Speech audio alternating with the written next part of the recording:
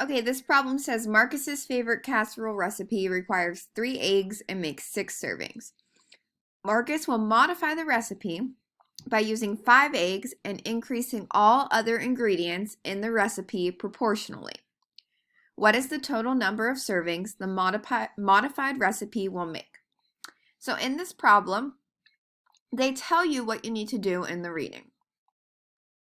So they say he's increasing the ratio proportionally. So we know that we need to write up, set, and solve a proportion in order to solve this problem. So remember, a proportion says that two ratios are equal to each other. So here, our first ratio that they tell us in the reading is that it takes 3 eggs to make 6 servings. So we have that here. 3 eggs makes 6 servings. And we're going to set that ratio equal to what the modified recipe will be.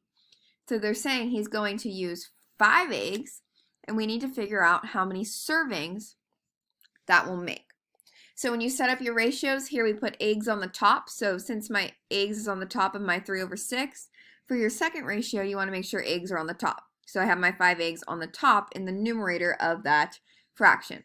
So 3 eggs for 6 servings is going to equal 5 eggs per X servings. We don't know how many servings that will make. That's what we're trying to figure out. So we're just going to call it a variable. In this case, I called it X.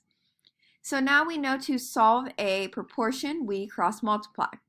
So 3 eggs times X servings, 3 times X, that gives us 3X. And then we have 5 eggs times 6 servings, since we need to cross multiply this way. 5 times 6 is 30.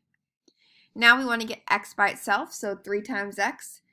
We need to divide both sides by 3 because that's the opposite of multiplying by 3. So when you divide both sides by 3, you get that X is equal to 10. So here, the final answer is letter C. Marcus's modified recipe will make 10 servings.